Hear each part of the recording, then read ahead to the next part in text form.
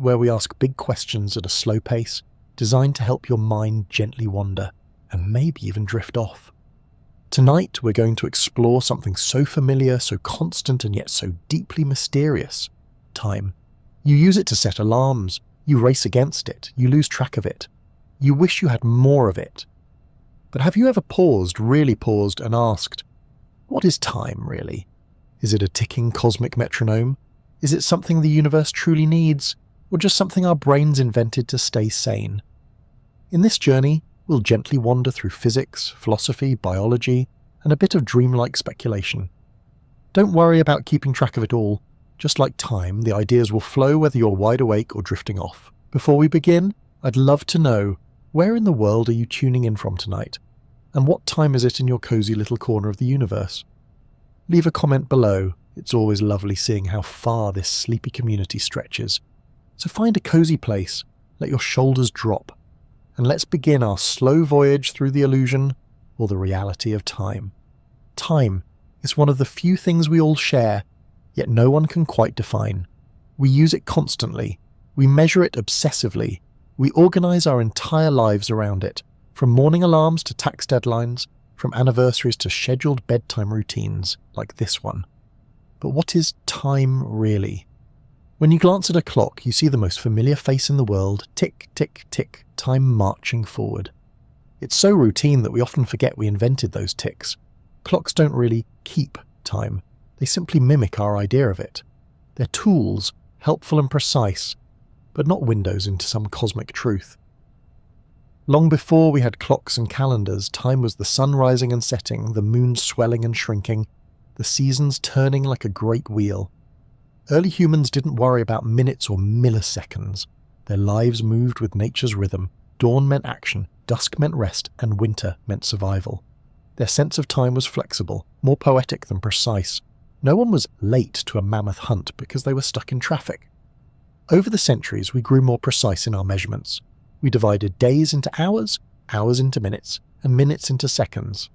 Ancient Babylonians gave us the base 60 system, likely because they used all their fingers, including joints, to count.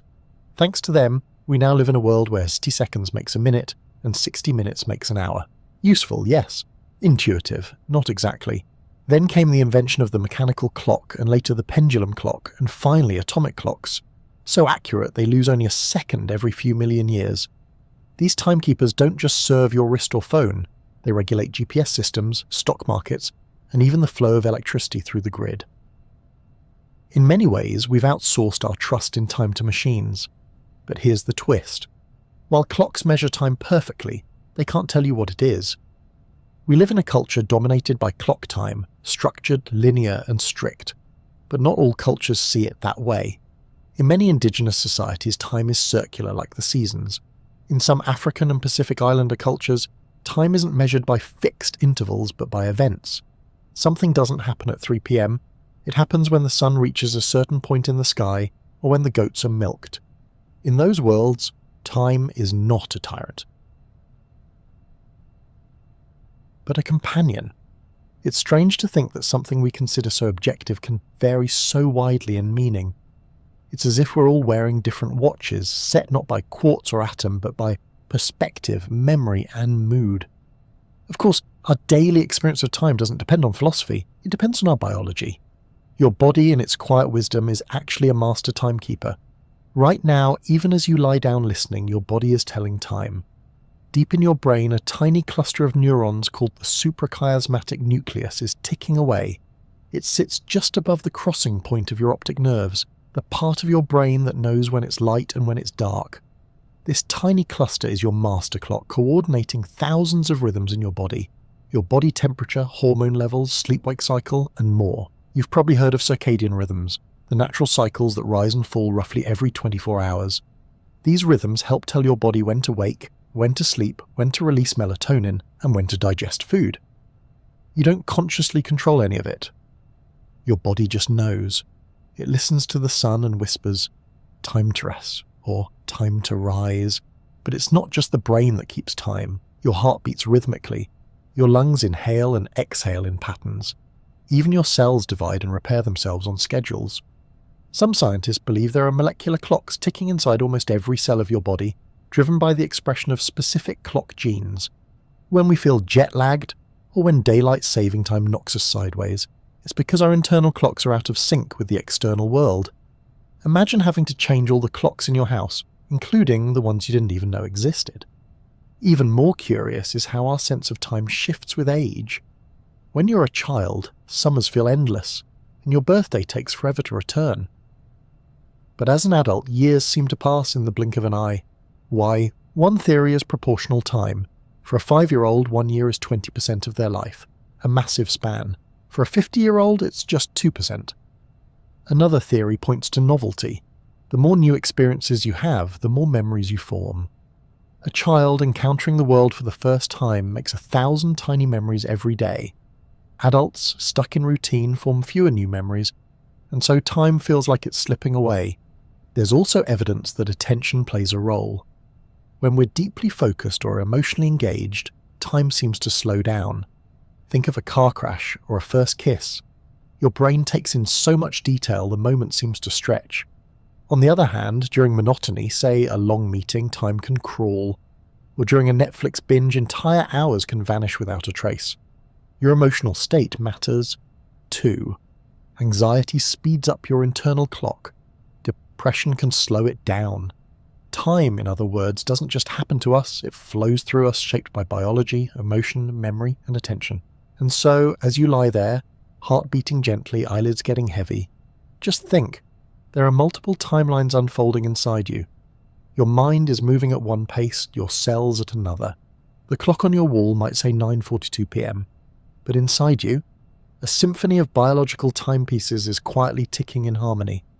Somewhere in that soft orchestra, your body is getting ready to sleep. And perhaps, like time itself, your dreams will slip between the real and the imagined, between what you know and what you feel. And maybe, just maybe, you'll find that time isn't something you chase, it's something you already are. Time is not just something we measure with clocks, it's something we feel. And often the way we feel it has very little to do with what the clock actually says. You've likely noticed this before. 5 minutes in a dentist's chair can feel like an hour, while a 2-hour movie can vanish in what feels like minutes. Waiting for someone when you're nervous or excited can make every second stretch out like warm toffee. Yet somehow, summer vacations fly by and long weekends are over before you've even fully relaxed. What causes this strange warping of time? Why do some moments drag while others disappear in a flash? It turns out your experience of time is less like a stopwatch and more like a watercolor painting, fluid, emotional, and often unreliable.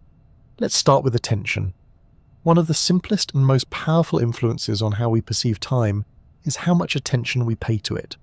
When you're acutely aware of each passing moment, perhaps because you're bored or uncomfortable, time seems to slow down. This is why standing in a queue with nothing to do can feel so eternal. Your mind, starved for stimulation, starts to notice everything. The person tapping their foot, the flicker of a fluorescent light, the slow drip of each ticking second. It's excruciatingly detailed, and it feels endless. Now contrast that with a moment of flow, that magical mental state where you're completely immersed in what you're doing. Artists experience it. Athletes do. Even video gamers feel it. In those moments, your sense of time can all but vanish. Hours pass, but you don't notice. You weren't counting minutes. You weren't measuring anything. Your attention was completely absorbed in the task. And so, paradoxically, time disappears when you're most alive. There's also novelty to consider. The brain loves newness. When you experience something for the first time, visiting a new city, learning a new skill, meeting a new person, your brain kicks into high gear, soaking up every detail. This flood of input creates rich, layered memories. And when you look back, those memories expand, making the experience feel longer in retrospect. Think about the last time you travelled somewhere unfamiliar.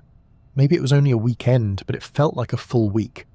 That's because your brain was working overtime, recording sights, sounds, smells, emotions. The days felt full, rich, dense. Now compare that to a typical work week full of routine. You drive the same roads, talk to the same people, eat the same lunch. By Friday, the whole week feels like a blur. Compressed, light, forgettable. This is one of the reasons time seems to accelerate as we age. When you're a child, almost everything is new. Your brain is constantly logging new data, and your memory is filled with detailed entries. But as you get older and fall into routines, fewer novel memories are formed. Days begin to stack up like identical sheets of paper.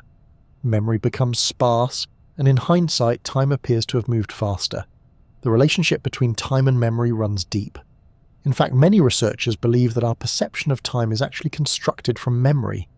Without memory, we wouldn't have a sense of before or after. The past would vanish, the future would lose shape, and we'd be stuck in an eternal now. This is one of the reasons time feels strange when we're dreaming. In dreams, our memory systems operate differently. We can experience what feels like hours, days, even entire lifetimes, only to wake up and realize a few minutes passed. The brain, freed from the rules of reality, creates its own time. Elastic, unstructured, emotional, and sometimes far more convincing than waking life. Our emotional state also plays a huge role in time perception. Anxiety, for instance, can make time feel painfully slow. When you're anxious, your brain becomes hypervigilant, scanning your surroundings and internal signals more frequently. This intense focus on the present moment stretches time out, making each second feel longer. On the other hand, when you're relaxed or in a good mood, your brain processes time differently. It's not obsessively counting, it's flowing. This is why laughter with friends or a peaceful walk through nature seems to pass in a heartbeat. Joy collapses time, peace erases its edges. Then there's trauma. For many people who've experienced traumatic events, time behaves in almost surreal ways. Moments of crisis can seem to stretch into slow motion. Everything sharpens, sound becomes distorted. The world seems unreal. It's as though the brain, sensing danger, tries to record every detail to ensure survival. Later, these moments become etched in memory, frozen, vivid, and outside the normal flow of time. Interestingly, when recalling trauma, people often feel as if they are reliving it in real time. That's because those memories are stored differently. They're not time-stamped in the usual way. They don't fade into the background like other memories. They remain raw, alive, and outside of time. So much of how we experience time comes down to how our brains are feeling, not how the universe is moving. To your brain, time is not a set of numbers ticking forward. It's a story. And like all stories, it can be told slowly or quickly in great detail or broad strokes. Even things like music can alter our sense of time. Listening to slow, calming music, as you are right now, can make time feel expansive. Fast-paced music can do the opposite, compressing your perception and making things feel more urgent. This is one reason why time seems to pass faster in noisy environments like cities, and more slowly in quiet natural settings. And then there's sleep. Sleep is one of the most peculiar distortions of time we regularly experience.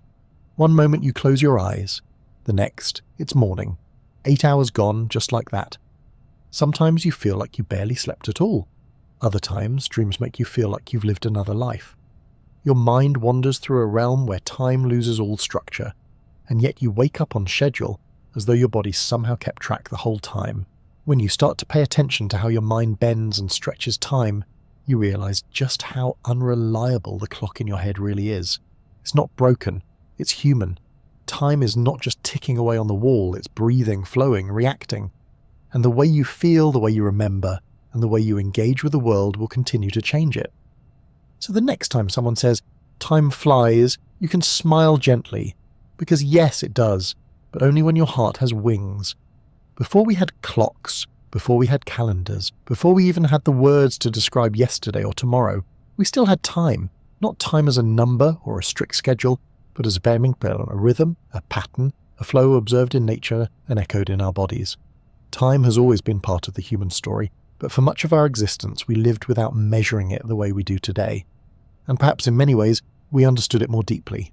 Imagine a world without clocks, no alarms, no deadlines, no frantic glances at your phone wondering if you're late. In ancient times, time was not something you managed, it was something you lived with. The sky was your calendar. The seasons were your watch. Life moved in cycles, not in straight lines. Early humans told time by watching the natural world. The sun rose and set. The moon waxed and waned. Shadows grew long, then vanished. Birds migrated. Trees bloomed. Rivers swelled. Everything moved in a rhythm. It didn't matter if you knew what 3 p.m. meant. What mattered was knowing when the sun was highest in the sky, or when the cool wind of evening would come to guide you home. One of humanity's oldest timekeeping tools was the sundial, little more than a stick in the ground casting a shadow. It was simple, but elegant. The angle of the shadow changed with the sun's position, dividing the day into segments, but even this was far removed from the rigid structure of modern time. Sundials didn't work on cloudy days, they didn't tick, they didn't stress you out. Calendars were born from the seasons. Ancient civilizations tracked the sun and stars to know when to plant crops, when to harvest, when to prepare for winter. The ancient Egyptians were among the first to use a solar calendar based on the flooding of the Nile. The Mayans tracked Venus and developed complex astronomical calendars. In China, dynasties rose and fell alongside lunar cycles. In each case, time was deeply connected to survival, not to productivity. But perhaps more fascinating is how different cultures understood time, beyond the mechanics of measuring it. In many indigenous cultures, time was not linear, but cyclical. There was no strict past, present, and future as we imagine them. Instead, time was seen as a repeating circle. The same patterns, birth, death, rebirth, echoed endlessly through nature, through ancestors, through stories. Life was not about rushing toward a distant future, but about living in balance with the recurring flow of the world. Some African and Pacific Islander cultures don't even describe time as something that passes. Instead, events happen when they are ready. In what anthropologists call event time, the occurrence of an event is not fixed to a precise moment. A meeting doesn't begin at 10 hunk, it begins when the elders arrive or when the task is finished. In these societies, time bends around life, not the other way around. Compare that to what we call clock time, which dominates much of the modern world. It's strict, linear, and unforgiving. We're trained from an early age to be on time, to follow schedules, to squeeze every drop of productivity out of each hour. Being late is seen as rude or irresponsible. But in cultures that follow event time, being late doesn't even make sense. You're not late, you're present. You arrived when the moment was ready for you. Even language reflects how a culture views time. In English and many Western languages, we speak about time as if it's a commodity. We spend time, we save time, we waste it. We're always running out of it. But in other languages, this metaphor doesn't exist. In Hopi, a Native American language, time is not framed as something you can own or lose. Instead, it's more about processes and readiness, less about units, more about unfolding. The ancient Greeks had two words for time, chronos and kairos. Chronos referred to measured time, the ticking seconds, the scheduled hours. But kairos was different. Kairos meant the opportune moment, the right time, the time that feels right. It's the pause before a meaningful conversation, the silence before inspiration strikes, the fleeting instant when everything aligns. While Chronos watches the clock, Kairos listens to the heart. We've largely forgotten Kairos. In the modern world, everything runs on Chronos. Our days are chopped into tiny rectangles on a calendar. We multitask, we optimize, we chase deadlines. But sometimes, in moments of stillness, Kairos returns when you're watching a sunset, when you're laughing with a friend, when you're simply existing without a plan and suddenly time doesn't matter. Interestingly, in ancient religious texts and spiritual traditions, time is often treated as flexible or even irrelevant. In Buddhism, time is an illusion that distracts us from the eternal present. In Hinduism, time is cyclical and vast, spanning unimaginably long ages called yugas. In Christianity and Islam, divine time often operates outside of human time. Eternity is not a long stretch of minutes, but a different kind of existence altogether. Even early scientists and philosophers saw time differently. For Aristotle, time was not a thing in itself, but a measure of change. Time existed only because things moved and transformed. Without change, there would be no time, just stillness. This idea would echo centuries later in physics, when scientists questioned whether time would exist in a perfectly frozen universe. As cities grew and technology advanced, our relationship with time shifted. The Industrial Revolution brought about the need for synchronized schedules. Trains had to arrive and depart precisely. Factories needed structured shifts, and so standardized time zones were born. Suddenly, time wasn't just a local experience, it was coordinated across continents. And with that came the rise of the modern clock as a symbol of control, discipline, and efficiency. We began to live by the clock. We started thinking of time as something outside ourselves, something that ruled over us. If the sun was our gentle guide, the clock became our drill sergeant. Tick, tick, tick. But in that shift, something subtle was lost: our natural rhythms, our intuitive connection to the seasons, our sense of kairos, of meaningful, unmeasured time. We became time-bound creatures, always racing, rarely arriving.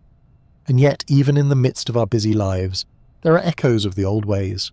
When you light a candle and watch it slowly melt, when you wait for bread to rise without looking at the clock, when you listen to the wind and feel the shift in seasons, these are ancient ways of knowing time, not as numbers, but as presence. So perhaps, in our search to understand time, it's worth remembering that the oldest clocks didn't tick. They swayed with the tides, they grew with the trees, they whispered in the stars. And in the stillness of moments like this one, when the world slows down and the pressure of minutes fades away, maybe you can feel that older time again, not racing forward, not slipping away, but simply circling, patiently, quietly, waiting. It's hard to overstate just how much one person changed our understanding of time. Before the early 20th century, time was considered absolute. It was thought to tick along uniformly for everyone, everywhere, like an invisible master clock governing the entire universe. If you and I each had a perfectly accurate watch, and we travelled to opposite ends of the earth, our watches would still match. Time, people believed, was a universal rhythm, unchanging, impartial, and constant. Then along came Albert Einstein, a quiet patent clerk with wild hair and a talent for thinking differently. In 1905, he published a paper on what he called special relativity, and in doing so he dismantled the idea of time as a universal constant. In Einstein's universe, time was no longer separate from space. The two were intertwined in a four-dimensional fabric he called space-time. And here's where things get strange. According to Einstein, time doesn't tick at the same rate for everyone. The faster you move through space, the slower you move through time. This is not a poetic metaphor. It's a measurable, proven effect. It's called time dilation, and though it might sound like science fiction, it's very real. Imagine two twins. One stays on Earth. The other boards a spaceship and travels near the speed of light for a few years. When the travelling twin returns, they are physically younger than their sibling who remained on Earth. They experience less time, not because their clock broke, but because from the perspective of the universe, their clock was ticking more slowly. This might seem absurd, but we have hard evidence. Satellites in orbit experience time slightly differently than we do on Earth, because they're moving faster and are farther from the Earth's gravitational pull. GPS systems must constantly correct for these differences. If we didn't make those adjustments, your phone's location would be wildly inaccurate, off by miles. In other words, without Einstein's theories, your Maps app wouldn't work. But speed isn't the only thing that affects time. Gravity does too. The stronger the gravitational field, the more time slows down. This is known as gravitational time dilation. If you lived next to a black hole, something with incredibly intense gravity, time would pass more slowly for you than for someone far away from it. You could spend a few minutes near the black hole and return to find that years have passed elsewhere. This is not just a cool idea from science fiction movies. It's part of the actual fabric of our universe. Let that sink in for a moment. Time is not some rigid, ever-ticking metronome. It's flexible, malleable, dependent on where you are and how fast you're moving. And it means that two people can experience two different timelines and both be absolutely correct. There is no single now that everyone shares. Now depends on your position and your motion. It's a deeply unsettling idea, and also an awe-inspiring one. Suddenly time becomes a local phenomenon, something that bends and warps rather than remaining fixed. The universe doesn't run on one master clock, it runs on many, each ticking at its own pace. But Einstein didn't stop with special relativity. About a decade later, he published his general theory of relativity, which reimagined gravity not as a force but as a curvature in the fabric of space-time. According to general relativity, massive objects like planets and stars warp space-time around them. Picture a heavy ball placed on a soft rubber sheet. It bends the sheet. Smaller objects like marbles roll toward the ball, not because they're being pulled by an invisible force, but because they're following the curve in the fabric. Time, too, follows this curve. The more warped the space-time, the slower time runs. This is why time passes slightly faster on mountaintops than it does at sea level. The difference is tiny, fractions of a second over a lifetime, but measurable. Time itself, it turns out, is influenced by the shape of the universe. One particularly mind-bending implication of this theory is the idea of the block universe. In this model, past, present, and future all exist at once, like different points in a landscape. From our human perspective, we feel as if we're moving through time moment by moment. But according to the block universe theory, time doesn't flow at all. Every moment just is, fixed and eternal. Our experience of time moving forward is just that, an experience. In this view, your first birthday, your graduation, and your final breath are all equally real. They exist in different parts of the space-time landscape, like towns on a map. You don't experience them all at once because you as a conscious being are only ever aware of one slice of the block at a time, but the other slices are still there. This challenges one of our deepest assumptions, that the past is gone and the future hasn't happened yet. According to some physicists, that might not be true. The future could already be out there waiting for us to arrive, and the past, far from being erased, may be forever etched into the fabric of reality. Is a deeply philosophical notion. If the future already exists, does that mean free will is an illusion? Are we simply following a script written across the coordinates of space-time? Or are we still choosing our path one moment at a time, even if all those moments are already there? Einstein himself was famously uncomfortable with the idea of time as something flowing. He once wrote, "The distinction between past, present, and future is only a stubbornly persistent illusion." It's one of his most quoted lines, and one of the most mysterious. If the passage of time is an illusion, then what is this thing we feel so deeply, so constantly? And yet while the universe may not care about our experience of time, we still have that experience. We live in the unfolding of moments. We make choices. We remember, we hope, we change. Maybe time isn't a universal metronome, but it is the medium through which we live our lives. Einstein's theories don't just give us new physics. They give us new poetry. They invite us to imagine a universe where time is flexible, personal, and deeply intertwined with space and matter. They remind us that the universe is stranger than our instincts would suggest, and that even something as familiar as now might not be what it seems. So the next time you check your watch or glance at the microwave clock while your tea warms, remember, that little number is a convenience, not a truth. Real time doesn't tick, it bends, it flows somewhere. It dances with gravity and speed. It makes astronauts younger, mountains older, and galaxies drift apart in silence. And maybe, just maybe, that gentle ticking you hear in the background, whether it's a wall clock or your own heartbeat, isn't marking time at all, but reminding you that in a universe where time can bend, it's the moment you're in that matters most. If you've ever dropped a glass and watched it shatter, you've witnessed something oddly profound. The shards scatter in all directions. The mess is instant, but no matter how much you might wish otherwise, the glass never leaps back together. You can't reverse the moment.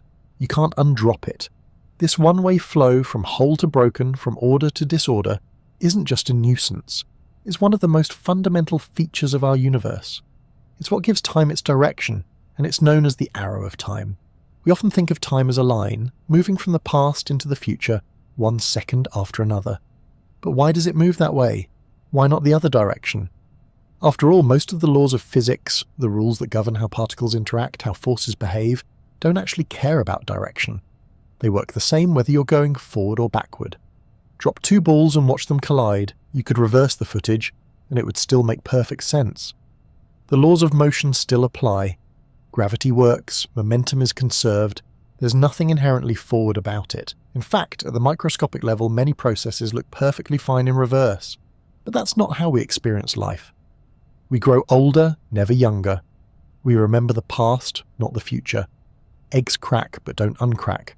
Ice melts but doesn't spontaneously form from warm water. We live with an overwhelming sense that time has a direction, and that direction is forward. So where does this arrow come from? The answer, it seems, lies in a very quiet, very sneaky concept called entropy. Entropy is a measure of disorder. In simple terms, it tells us how mixed up or chaotic a system is. A neat room has low entropy. A messy room, socks on the floor, books in disarray, mystery crumbs under the pillow has high entropy. In the world of physics, entropy is about how energy is distributed, how particles are arranged, how likely something is to happen. And here's the key.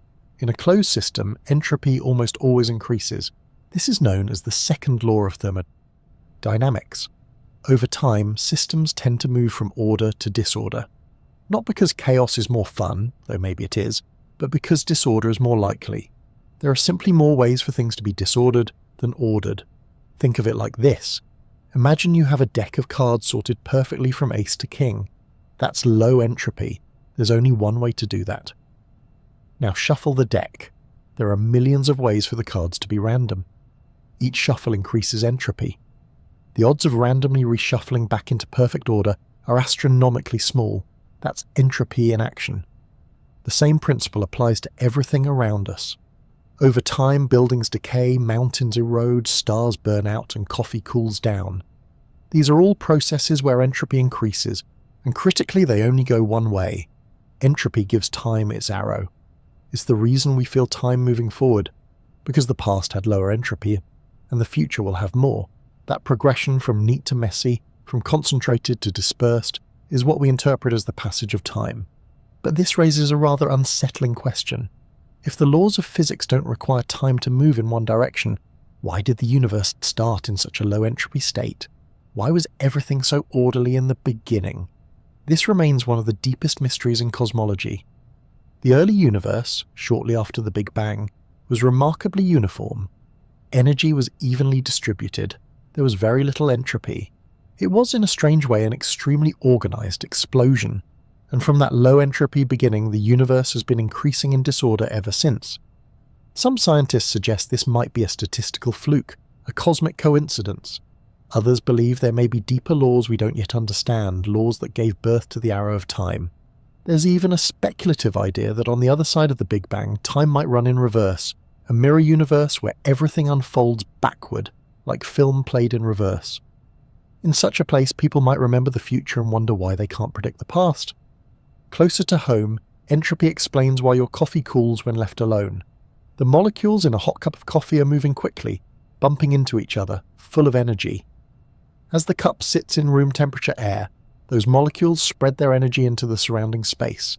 Heat diffuses. The system, coffee plus room, moves toward thermal equilibrium.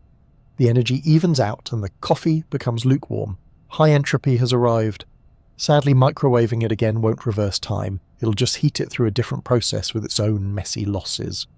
Entropy also explains the futility of trying to keep things perfectly ordered.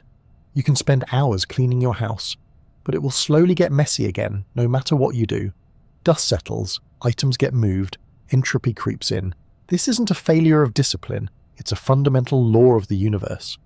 And yet, in a strange twist, life seems to defy entropy. Living things take in energy and use it to build order. We grow, we heal, we create structure and complexity. How does this happen in a universe that's always trending toward disorder? The answer lies in the fact that living systems are not closed. They take in energy, sunlight, food, oxygen, and use it to maintain their internal order. But in the process, they increase entropy in their surroundings. A plant may grow into something beautiful and structured, but only by absorbing sunlight and releasing heat. A human being maintains their bodily systems by eating, metabolizing, and eventually expelling waste. Even our most creative acts, writing a poem, baking a cake, solving a math problem, generate heat and use up energy. We build little pockets of order while still obeying the grand march of entropy. And so the arrow of time persists, one direction, one flow, always forward. Our lives unfold within this current. We are born, we grow, we age. We remember yesterday, but never tomorrow. This isn't just abstract science, it's something we feel.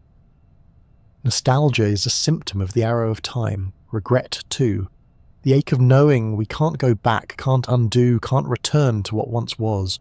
Time moves forward and we move with it, sometimes reluctantly, sometimes eagerly, but always irreversibly. Some philosophers have speculated that the arrow of time is not just physical, but psychological. That we experience time in a linear way because our brains evolved to do so. After all, remembering the past is useful for survival. Predicting the future helps us plan, but there's no evolutionary benefit to remembering what hasn't happened yet. So perhaps the arrow of time is also the shape of our minds. In our dreams, however, the arrow sometimes falters. Time loops, reverses, expands, collapses. You might live through an entire day or revisit an old moment with startling clarity. Some people report experiencing time in dreams as non-linear, visiting multiple points in their life in a single sleep. In those moments, entropy doesn't seem to matter. The mind steps outside the rules. But in waking life, entropy is the rule. It governs the fall of leaves, the spreading of smoke, the cooling of stars. It is the quiet background law that turns moments into memories and possibilities into the past. And maybe that's what gives life its poignancy. Because we know the glass won't reassemble, the coffee won't heat itself, the child won't become a baby again. Time moves one way, and every moment, no matter how small, is a once-only miracle. So the next time you watch the sun setting or the steam rising from your mug, consider this. You're witnessing entropy in action, the quiet, irreversible passage of time, the gentle nudge of the universe reminding you that this moment will never happen again. And maybe, just maybe, that's why it matters so much. If time already feels strange in our everyday lives, speeding up, slowing down, sometimes vanishing altogether, then it becomes utterly surreal when we descend into the world of the quantum. Here, beneath the surface of the visible, the rules of the familiar no longer apply. Welcome to the quantum realm, where particles behave like waves, objects exist in multiple states at once, and, most curiously of all, time might not exist at all. In classical physics, time is a given. It's a backdrop, a stage, a ticking rhythm that helps everything else make sense. Whether it's an apple falling from a tree or a planet orbiting a star, time is the coordinate that keeps the universe in order. But quantum mechanics doesn't seem to need time in the same way. In fact, when we look closely at the equations that describe the quantum world, something peculiar happens. Time disappears. One of the foundational equations of quantum mechanics is the Schrödinger equation, which describes how the state of a quantum system changes over time. At first glance, this might sound perfectly ordinary, an equation that includes time. But in a more complete picture of quantum gravity, particularly when we try to merge quantum theory with general relativity, time becomes something of a nuisance. It slips through the cracks. It loses its definition. In some versions of quantum gravity, the still theoretical frameworks that attempt to explain how space, time, and matter behave at the smallest possible scales, time is not a built-in feature of the universe. It's not part of the foundational fabric. Instead, it may be an emergent phenomenon, something that arises out of other, more fundamental elements, much like temperature emerges from the motion of molecules, even though no single molecule has a temperature on its own. The Italian theoretical physicist Carlo Rovelli, one of the most poetic voices in modern physics, suggests just that. Time, he says, is not fundamental. In his view, what we perceive as the flow of time emerges from the complex, tangled interactions between countless variables, between fields and particles and probabilities. The universe, he argues, doesn't tick like a clock. It hums, dances, swirls, and what we call time is the melody we think we hear when we listen closely. In Rovelli's loop quantum gravity theory, space itself is quantized, built from tiny indivisible loops of gravitational fields. In this framework, time doesn't exist as a smooth flowing dimension. Instead, it's like a relational quality, a way we make sense of change. Events don't happen in time. Rather, time is the way we describe the relationship between events. One thing changes, another follows, and our minds arrange them into a sequence. But in the raw mathematics of the universe, there may be no before or after, just an intricate web of interdependent occurrences. This idea is deeply unsettling. If time isn't real, then what becomes of our lives, our memories, our choices? Can love exist without time? Can anything matter if nothing moves from one moment to the next? And yet there's a strange comfort in the idea that time might not be fundamental, because it means that the sensation of time, the ticking, the urgency, the constant slipping away, might be a trick of perspective. Not a lie, exactly, but a local illusion. Like the curve of the Earth, imperceptible in a small town obvious from orbit. One experiment that rattles our understanding of time in the quantum world is the delayed choice quantum eraser. In it, particles like photons seem to decide how they behaved in the past based on measurements made in the present. The outcome of the experiment seems to depend not only on what you observe, but when you observe it, even if the decision happens after the particle has already passed through the apparatus. It's as though time for that particle is flexible, optional, more like a suggestion than a rule. Then there's the phenomenon of entanglement. where two particles become so deeply linked that the state of one instantaneously affects the other, regardless of distance. Einstein called this spooky action at a distance because it seems to defy the rules of space and time. If two entangled particles can interact instantly, does that mean there's something deeper than time binding them together? Something outside the flow of cause and effect?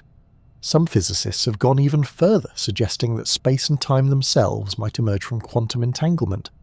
In other words, the very structure of reality, the geometry of the cosmos, might be born from the invisible threads that connect particles at the tiniest scales. Time wouldn't be a pre-existing arena in which things happen. It would be a byproduct of things happening in a particular way. Another contender in this field is the timeless Wheeler-DeWitt equation, which attempts to describe the entire universe as a quantum system. Unlike the Schrödinger equation, this one doesn't even include time. It treats the universe as a whole without referencing any ticking clock. From the perspective of this equation, the universe is a vast, unchanging configuration, a static, eternal thing that only seems to flow when observed from within. Think of it like a book. To the reader, the story unfolds one page at a time. Events happen, emotions rise, twists occur. But to the author, or to someone holding the entire book, everything already exists. Beginning, middle, and end are all there, coexisting in bound paper. We experience time by reading the pages, but the story itself is already written. If time is emergent, not fundamental, then it means we live inside a kind of cosmic storybook. We move through its pages in one direction, perceiving change, creating memory, feeling emotion. But from a certain perspective, one far removed from our own, all pages might be equally real, equally present. The future may not be something we move into, but something already there, waiting to be read.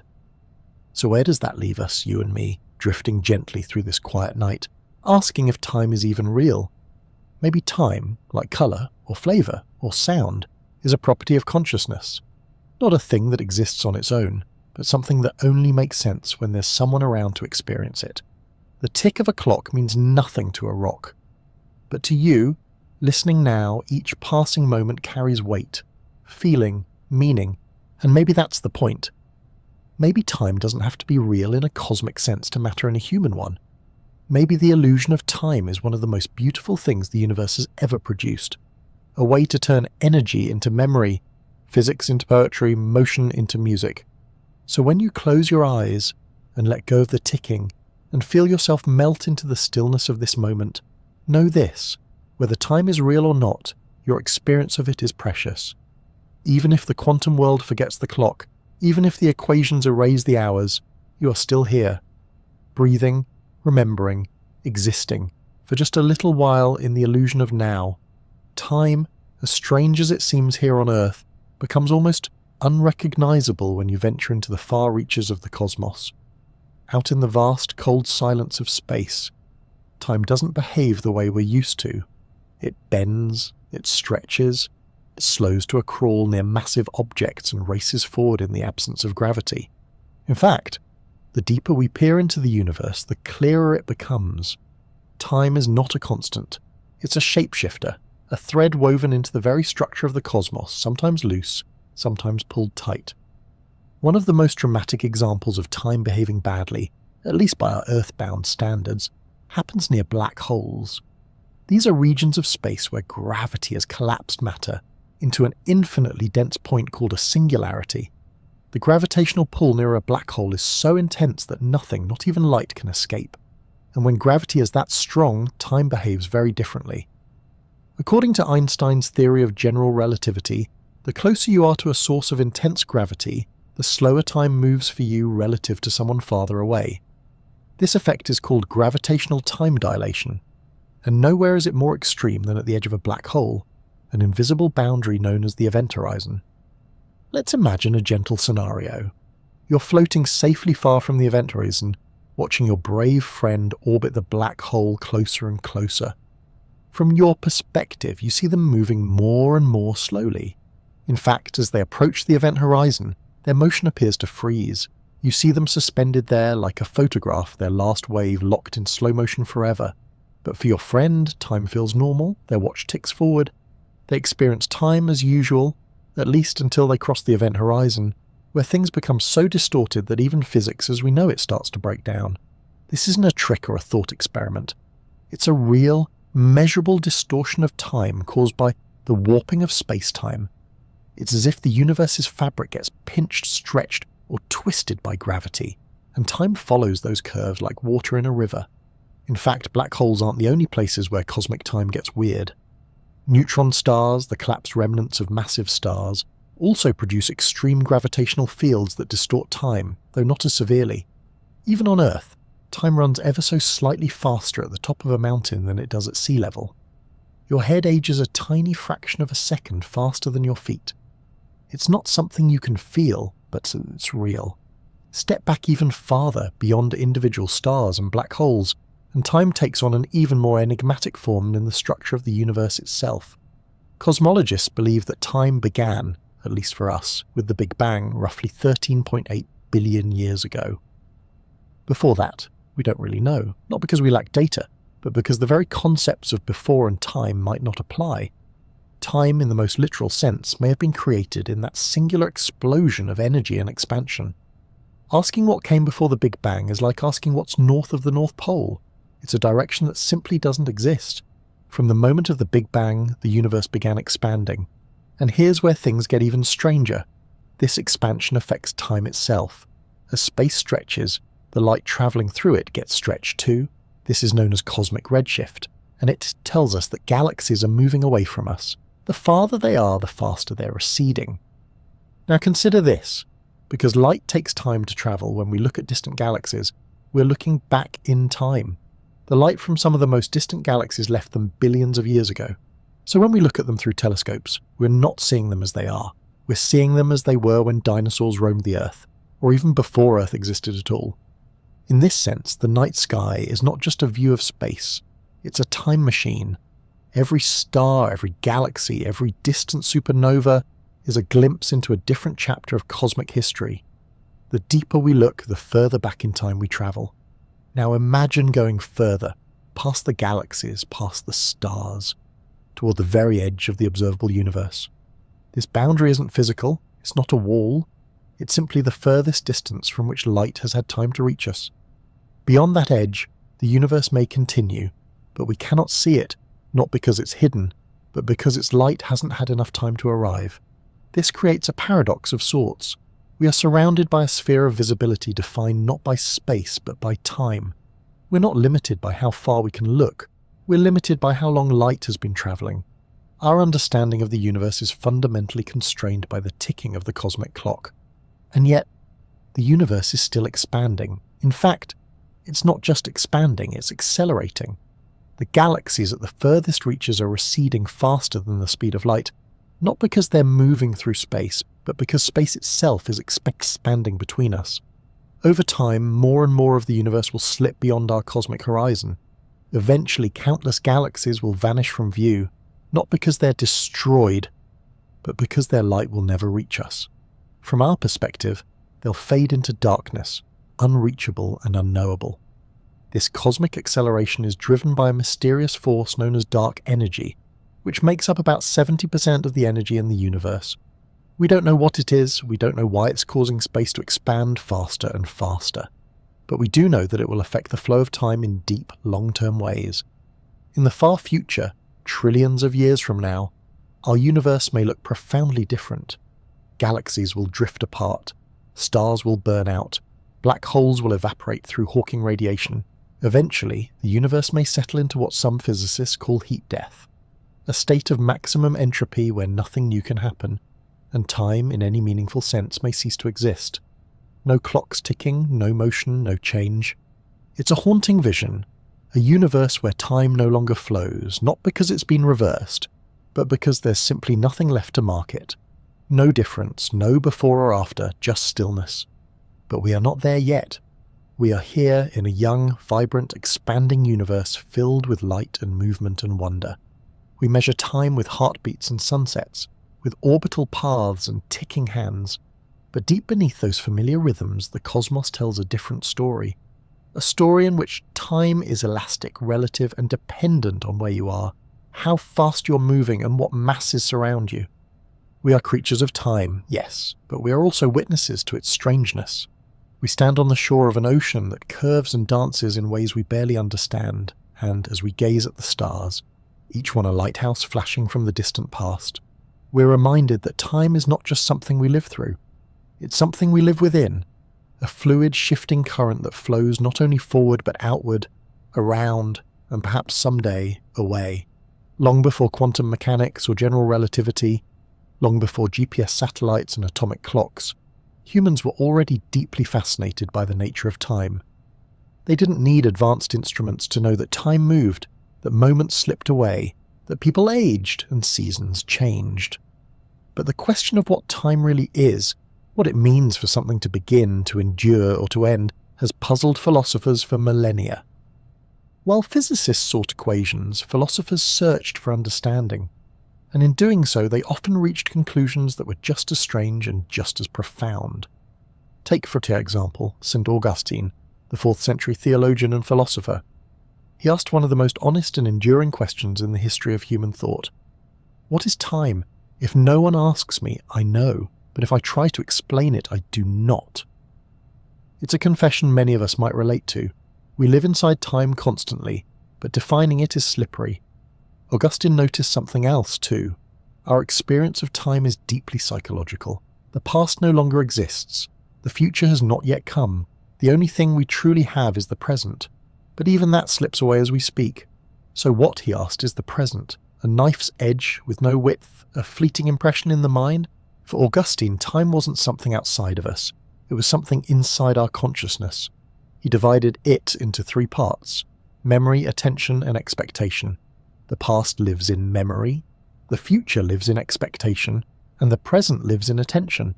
This triad suggests that time, in the way we experience it, is built from our mental state, not external reality. The flow of time, then, might be more a feature of the soul than of the cosmos.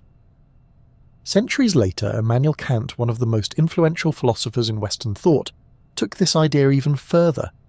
In his Critique of Pure Reason, he argued that time and space are not properties of the external world. Instead, they are forms of human intuition. According to Kant, we don't perceive things as they are in themselves, we perceive them as they appear to us, filtered through the structures of our mind. Time, then, is not something that exists independently of us. It's a lens through which we perceive change. This means that all our experiences are shaped by the way our minds construct time. We can't step outside it. We can't see the world timelessly. Even the very notion of causality, of one thing following another, is dependent on our perception of temporal sequence. For Kant, time is not an objective feature of the universe. It's a built-in feature of our mind's operating system.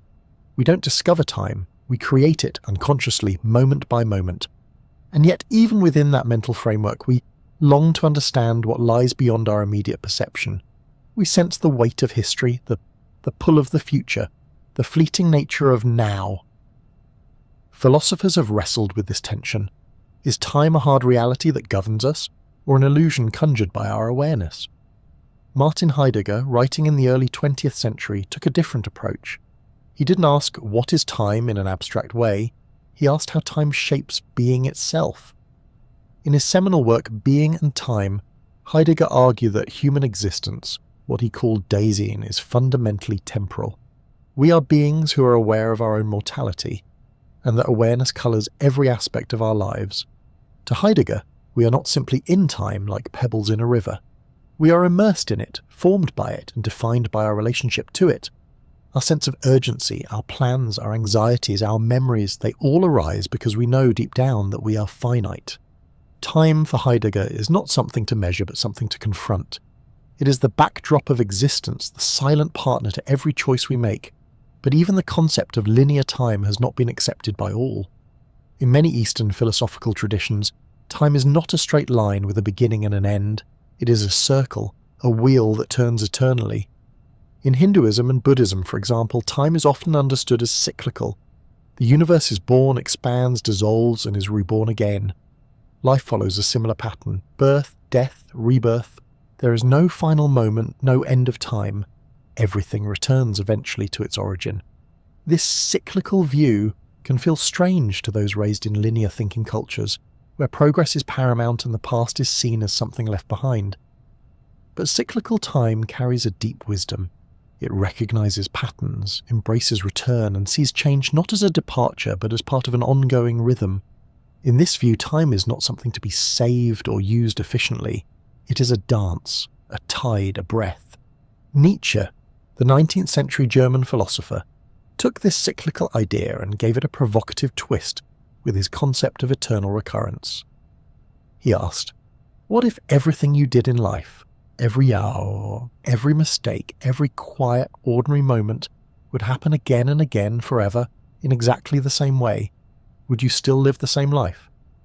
This thought experiment was not meant to be taken as a literal cosmological claim, but as a moral and existential challenge. If time were a loop and you had to relive every moment endlessly, would you embrace your life as it is, or would you recoil? Nietzsche's time isn't something outside us. It's something that asks us to reckon with ourselves. Even Henri Bergson, a French philosopher often overlooked in mainstream discussions of time, had a unique view. He distinguished between mechanical time, or clock time, and lived time, or durée. The former is cold, measured, regular. The latter is warm, fluid, and psychological. Clock time tells you it's been exactly 2 hours since you started a conversation. Lived time tells you it felt like 5 minutes, or 5 years.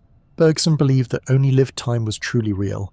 The ticking of a watch is useful, yes, but it doesn't capture the essence of what time feels like from the inside. In many ways, Bergson anticipated what neuroscience now confirms. Our brains don't perceive time in fixed increments. They interpret it based on context, emotion, and memory. Time is elastic, subjective, alive. Perhaps the strangest implication from all of this philosophical pondering is the possibility that time is not a singular concept at all. Instead, it may be a bundle of experiences, frameworks, and intuitions, each culture, each mind constructing its own version of what it means for something to change, to endure, or to end. So what is time, really? Is it the ticking of a clock, the change of seasons, the feeling of missing someone, the arc of a life, the decay of a star, a structure in our minds? Maybe it's all of these. Or maybe it's something that can never be fully grasped, only lived. In the end, the philosophers didn't solve the mystery of time, but they gave us something just as valuable, a deeper appreciation of how time shapes us and how we shape it in return. They reminded us that time is not only something we move through, it is something that moves through us, in every thought, every heartbeat, every silent moment where the past lingers and the future calls softly from beyond the veil. And maybe that's enough. Not to define time, but to feel it, to live within its mystery, to let it remind us gently and perpetually that we are not outside the river, we are made of it. So after all this exploration, after spiraling through the clocks and rhythms of our biology, through Einstein's bending space-time and quantum puzzles where time may not even exist, after diving into black holes and philosophy, ancient civilizations and cosmic entropy, we find ourselves returning to the question we began with. Is time just an illusion, really? It's a question that floats gently, almost innocently, but contains a kind of quiet thunder.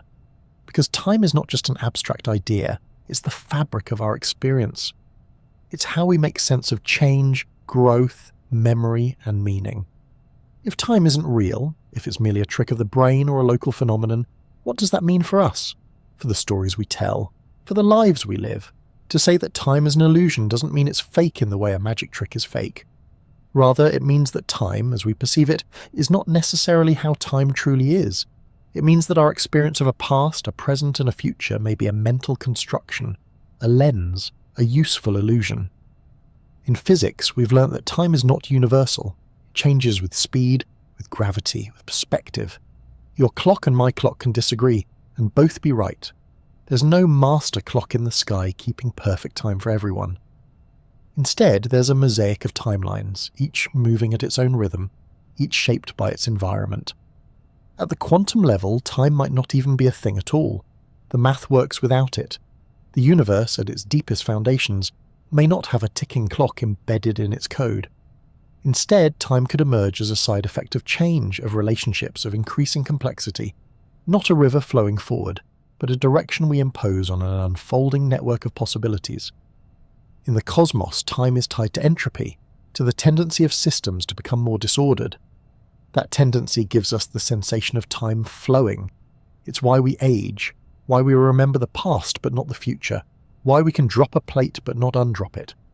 Time has an arrow because the universe is still running downhill from an improbably ordered beginning. In the human mind, time is bound to memory and anticipation. It's elastic, shifting, subjective. 5 minutes can feel eternal, a year can disappear. Time slows in fear, speeds up in joy, collapses into a blur in monotony. It is intimately personal, neurological, emotional. And then there's the philosophical view. Time as a structure of consciousness. Time as a human way of organizing experience. Time as something we never encounter directly, only through change, through motion, through transformation. Perhaps there is no past or future, only a continuous now, chopped into before and after by our thinking minds. And yet, even if time is an illusion, it is a useful one, perhaps even a necessary one. Imagine a world where everything happened all at once. No sequence, no memory, no anticipation, no music, no storytelling, no conversations, no learning, no growth. A world without time would be incomprehensible to us. Life as we know it is structured entirely around the perception of time. Without it, there is no you moving from birth to death, just a collection of events with no thread to bind them. So maybe the illusion isn't a flaw. Maybe it's a feature. Time gives our lives structure, tension, and meaning. It allows us to change, to evolve, to choose. Time creates narrative, and narrative is how we make sense of who we are. Even the simplest joys depend on time. Watching a sunset, listening to music, hugging someone and feeling the seconds stretch just a little longer. These aren't glitches in an illusory system. They're the essence of what it means to be alive. Time might be strange. It might be flexible. It might even be unreal at the deepest level. But your experience of it, the way it flows through you, is real enough. Think of dreams. In dreams, time doesn't obey the rules. Minutes become days. Whole lifetimes unfold and vanish in the blink of an eye. Yet we wake up moved, shaken, comforted, or haunted by those dream experiences.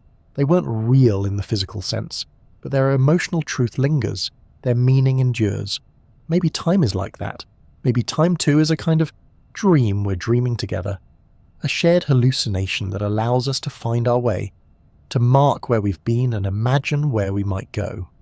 Even the concept of the future is an act of faith. It doesn't exist, not yet, but we behave as if it does. We build, we plan, we hope, we love, all based on the assumption that the next moment will come. It's a beautiful wager, a quiet leap of belief. Time might not be real, but our trust in it gives rise to everything we cherish. And so we return to the question, is time just an illusion really? Maybe, but if it is, it's the most convincing illusion we've ever known. It's the illusion that lets us grow, that lets us learn, that lets us forgive and begin again. It lets us savor a moment, knowing it won't last, and because it won't last, it becomes sacred. The fleetingness of time is not a tragedy, it's a gift. Like the space between notes that creates music, like the blank pages between chapters that lets a story move forward. Time might not be real in the way a rock is real, but it's real in the way a story is real, a song is real, a memory is real. It's real because we feel it, because we live through it, because we are it. And perhaps when all is said and done, that's enough. So as you listen now, breathing gently, letting your thoughts slow down, maybe the ticking of time doesn't feel quite so rigid. Maybe it feels softer, looser, like waves instead of lines, like wind instead of numbers. Maybe time isn't something to measure or master. Maybe it's something to rest in. So take a breath, let it pass, take another. Let that one go too. This moment, this quiet, fading moment, is already becoming memory, already floating backward in the stream. And yet, here you are, still drifting, still dreaming, still held in the gentle illusion of now. And in that illusion, maybe, there's more reality than we ever dared to believe.